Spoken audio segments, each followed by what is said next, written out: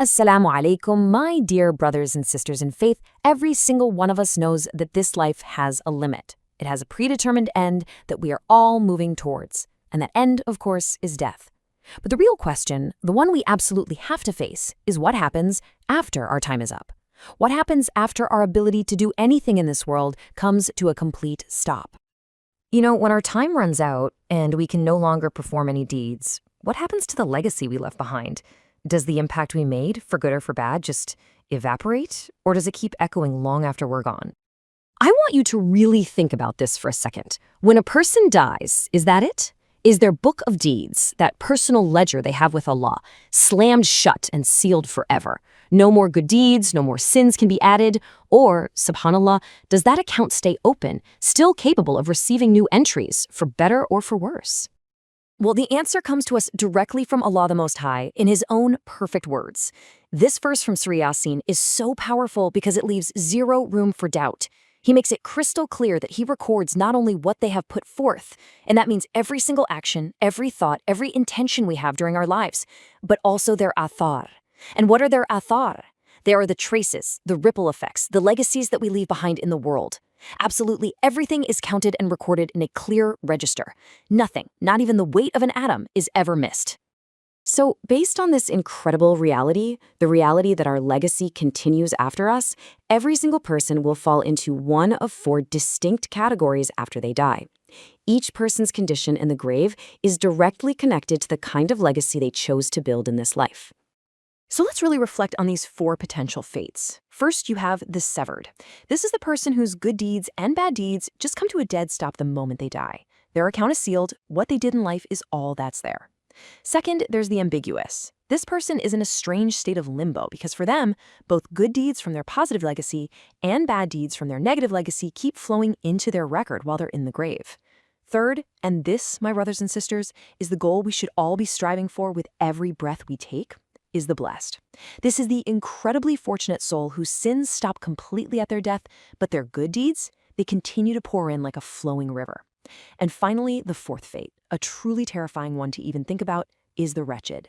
This is the miserable person whose good deeds are cut off entirely, but their sins just keep piling up and up and up, weighing them down long after they've left this world. Imam al-Ghazali captured this reality so perfectly. He said, glad tidings, true happiness, is for the person who dies and their sins die right then and there with them. But then he gives this chilling warning.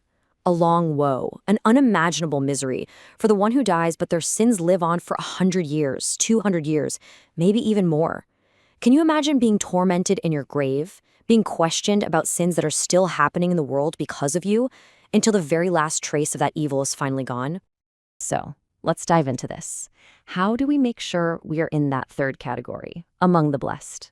Well, we do it by establishing good legacies, athar tayyiba, actions that become like streams feeding a continuous river of rewards that flows directly to us in our graves. And the greatest, most powerful of all these legacies is beneficial knowledge. Yes, knowledge is without a doubt the most enduring legacy you can leave. A scholar might pass away, but for as long as a single person on this earth is benefiting from the knowledge he left behind, that reward is reaching him in his grave. And you can tap into this in three main ways. First, by seeking knowledge yourself. Make it a priority to learn your deen so you can become a source of guidance for others.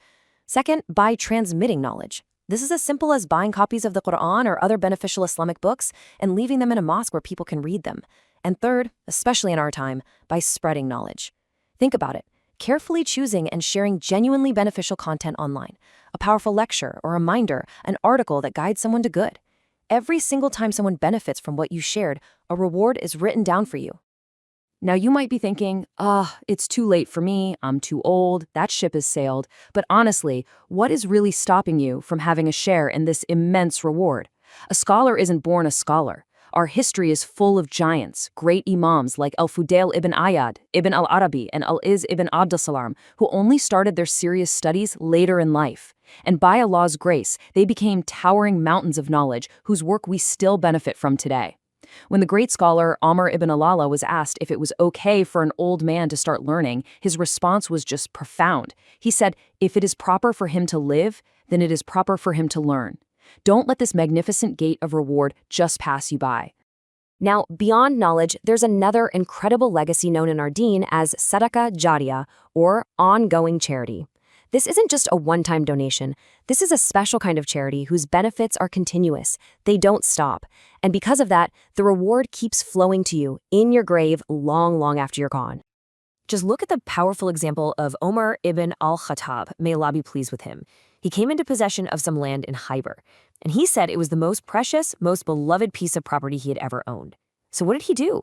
He went straight to the Prophet, peace and blessings be upon him, for advice. The Prophet told him, if you wish, you can lock up its origin and give its fruits in charity. And that's exactly what Omar did. He set it up as a permanent endowment, a waqf, making it clear that the land itself could never be sold, inherited, or given away. Its profits were to be spent on the poor, on relatives, on freeing slaves, for the cause of Allah, for travelers, and for guests. That garden, established all those centuries ago, is still a source of ongoing charity, and its reward, an ongoing legacy for Omar. But the pathways to this kind of perpetual good don't stop there. Raising righteous children is one of the most powerful legacies you can have.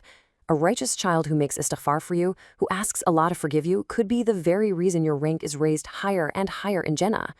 Building a mosque gets you a share in the reward of every single person who prays in it, who remembers Allah in it. And this applies to any beneficial public work, a school that teaches good, a hospital that heals the sick. Even something as simple as planting a tree becomes an ongoing charity. You get a reward for every person, every bird, every animal that eats from its fruit or finds shade under its leaves.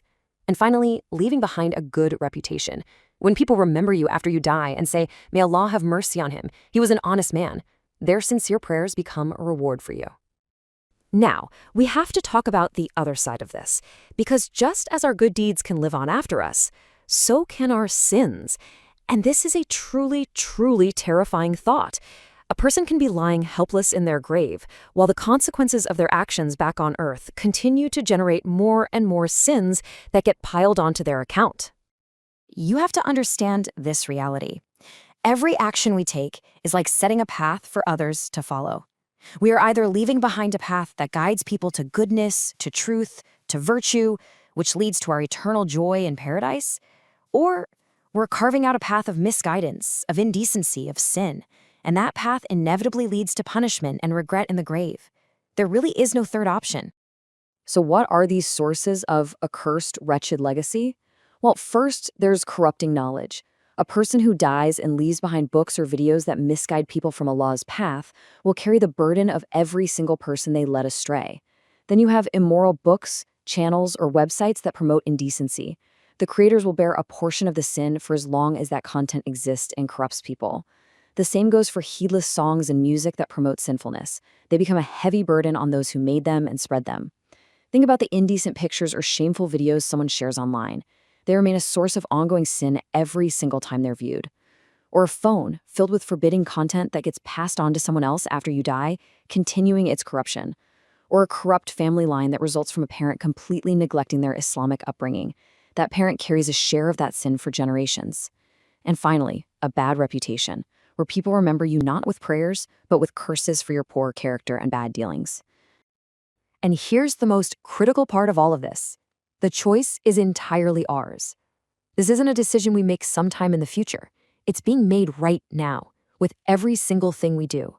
We are actively, in this very moment, writing the story of what will be recorded for us after we're gone. So I'm asking you, and I'm asking myself first and foremost, will you not just take a moment, a real, genuine pause, right now, to look at your life and seriously consider the legacy, the athar, that you are setting in motion? What is going to remain of you after you are gone? Know this with absolute certainty. If you build a legacy of good and that good comes back to benefit you, then just imagine the unimaginable happiness and joy waiting for you in your grave. But if, on the other hand, it comes back to harm you, then what profound misery, what crushing regret you will have to face. It really is one of two outcomes: eternal bliss and joy, or eternal misery and regret. And the legacy you are building today is what determines your path. So you have to act now. Start today to build for yourself a noble legacy, a chain of good deeds that you will be overjoyed to see when you meet Allah. And take immediate, decisive steps to cut off any and every source of ongoing sin in your life. Because if you choose to leave behind a legacy of evil, you will have no one to blame but yourself. And so we ask Allah, with all of our hearts to help us in this. O Allah, make our legacies noble after our death.